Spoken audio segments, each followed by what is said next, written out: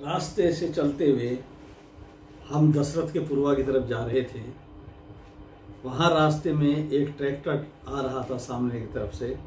वैसे तो उस वक्त अयोध्या के आसपास हमने ट्रैक्टर पहली बार देखा था।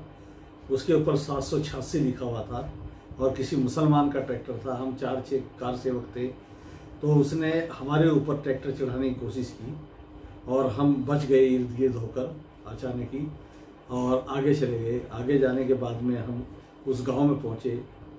उसके ठाकुर दशरथ सिंह के यहाँ, में बताया किसी ने कि उसके यहाँ जाइए। हम ठाकुर दशरथ सिंह के यहाँ पहुंचे। कहते हैं कि वो श्री राम के वंशज थे और उस गांव में रहते थे। वहाँ पहुँचने के बाद सबसे पहला काम जो हुआ वो बड़ा आश्चर्यजनक था। हमने शुरू में जाते ही पूछा कि आपको मुसलमानों के गांव से हम लोग को गुजरना पड़ा, यहाँ कार सेवक आपके यहाँ आए होंगे, तो कैसे आपने मैनेज किया होगा? ये बहुत बड़ा गांव है मुसलमानों का। तो दशरथ सिंह ने हमसे बताया कि हमने वहाँ के प्रधान को और मुसलमानों को जो टॉप के थे उनको बुलाकर कह दिया था कि हमारे कार सेवक आएंगे, 30 अक्टूबर को कार सेवा होगी, तुरंत सब काम होंगे, तुम्हारे गांव से होकर गुजरेंगे, आएंगे जाएंगे, रात भर आपकी स्ट्रीट लाइट जली रहनी चाहिए।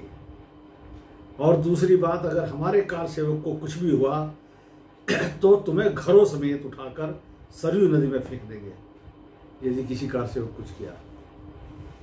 ऐसा चैलेंज उन्होंने उस गांव के लिए किया था। फिर बैठे हम सब लोग। ये पहला क्वेश्चन ही था, इसका जवाब मिल गया।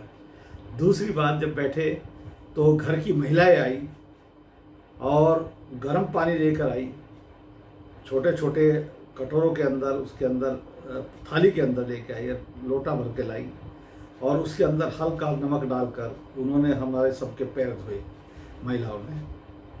और उस पैर को उसका जो पैरों का जो हमारे पानी था उसको उन्होंने तिलक लगाया अपने माथे के ऊपर और सब घर वालों के ऊपर। मुझे बड़ा वैसा लगा। कहते हैं कि वहाँ तो बड़ा छुआछूत है, ऐसा मुझे सुनने को मिला था। मैंने उनसे पूछा, बहन जी आप ये बताइए, मैं तो आर्य जाति का हूँ। आर्य जाति को कहते हैं डूम जाति का हूँ, भंगी हूँ मैं तो जाति से। आपने मेरे पैर भी धोए, क्या आपको, आप ठाकुर है, ठकुराइन है, आपको क्या अच्छा लगा है? तो उन्होंने कहा कि हम आपके अंदर केवल और केवल भगवान राम देख रहे हैं। मेरे राम पुनः मेरे वंशज राम पुनः अपनी धरती पर विराजमान होने वाले हैं।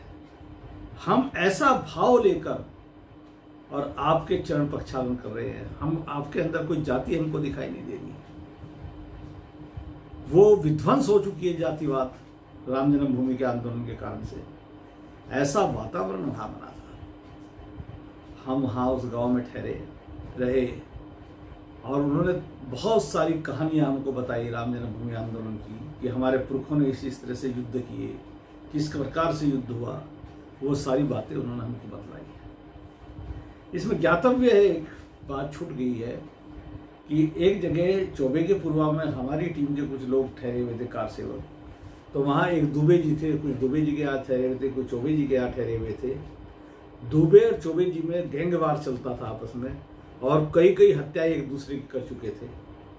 ऐसे लोगों के बीच कैसे सामंजस्य स्थापित हो? दोनों ही कार सेवकों की सेवा कर रहे थे, दोनों भगवान राम के सेवक थे, और ऐसा कैसे वो हो? तो ये तय किया गया, हम लोगों ने तय किया कि जो दुबे जी के यहाँ ठहरे हुए थे, जो चौबे जी के यहाँ कार सेवक ठहरे हुए थे, ये तय किया कि भोजन के समय कोई भी भोजन मंत्र बोलेगा और भोजन मंत्र के बाद सब उठ खड़े होंगे, भोजन हो गया, सब खड़े हो जाएंगे।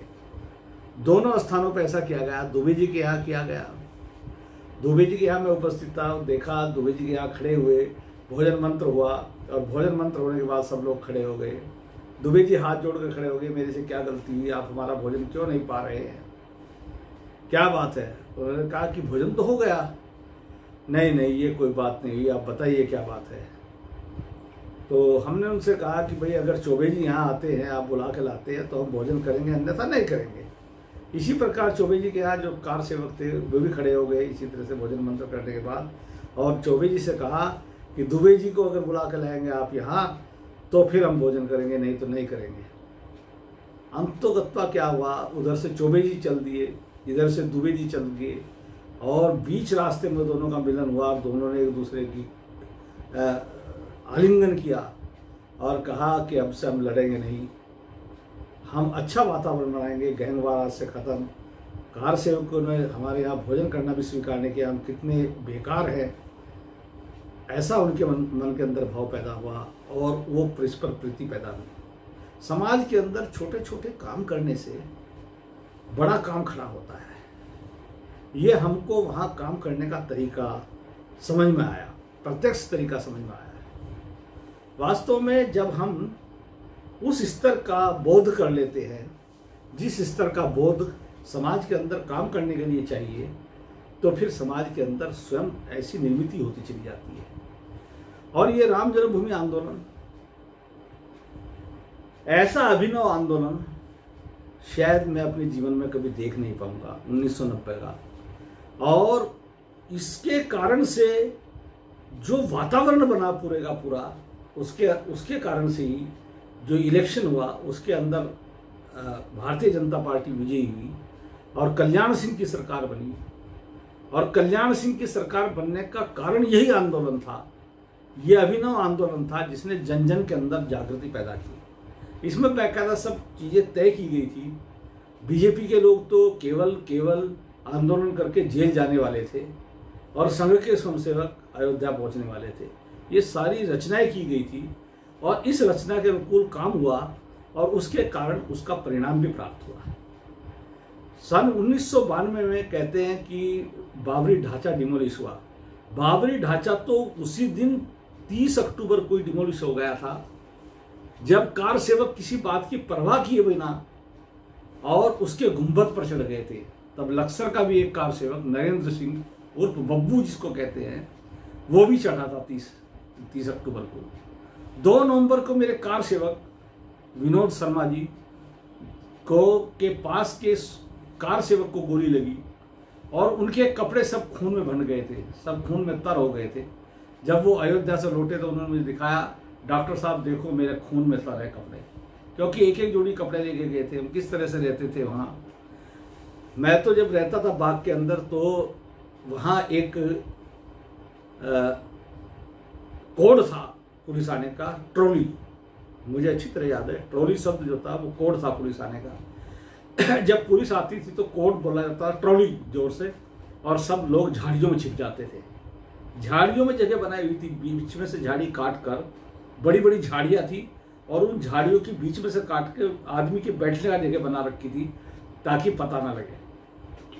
जब वो बोली जाती थी तो मैं तो कभी झाड़ी में छुपा नहीं। मेरा क्या था, मैं एक उसके टहने के ऊपर बैठा रहता, शाखा के ऊपर बैठा रहता था, पेड़ की बड़ी सी शाखा चुन ली थी और मुझे वो समझते थे कि ये तो यहाँ का कोई रखवाला है। वो मेरे से पूछते थे कहाँ है कार सेवक। मैंने कहा कार सेवक क्या मतलब, मैं तो यहाँ रखवाली करता हूँ इसकी, और रखवाले के रूप में रहता था उसकी। और इस प्रकार से ये अभिनव आंदोलन करने का हम लोगों को अवसर मिला। मैं बहुत सौभाग्यशाली मानता हूँ। मेरे कार सेवक जो मेरे साथ गए थे और वो भी बड़े सौभाग्यशाली हैं। उसके बाद हमने लौटना शुरू किया। जब लौटना शुरू किया तो रास्ते में हम जले हुए आ रहे थे। अयोध्या में दूध की बड़ी कमी थी, दूध नहीं मिलता था वहाँ, चाय लोग वहाँ के पीते नहीं थे। वहाँ तो विशेष रूप से जो अतिथि और सम्मान किया जाता था, ज्वार भुनी हुई देते थे और उसके साथ में गुड़ देते थे और ठंडा जल देते थे। ये बहुत अच्छी परंपरा वहाँ थी, ये बहुत अच्छा लगा है। हमारे यहाँ जो चाय का सिस्टम है, इसके कारण से लोग बड़े परेशान हैं। वहाँ से फिर जब हम चले तो पूरे एक ड्रम के अंदर दूध डाला हुआ था। कोई ठाकुर था, वो कह रहा था रुको, कार सेवकों को रोक लेता था। वो कहता था कि दूध पी के जाना। आप सब लोग जाकर कहेंगे अयोध्या में दूध नहीं मिला हमको, एक एक गिलास सब दूध पी के जाइए। सबको दूध पिला कर उसने विदा किया। उसके बाद हम लोगों को बस में बैठा कर लखनऊ छोड़ा गया और लखनऊ से हम ट्रेन द्वारा वापस आए। वास्तव में ये जो 1990 का आंदोलन था, इसके कारण से मन मस्तिष्क को झकझोर दिया। हम सब लोग जानते हैं कि इससे पहले, इस आंदोलन से पहले, उत्तर प्रदेश का ब्राह्मण समाज और केवल नेहरू खानदान को ब्राह्मण समझता था।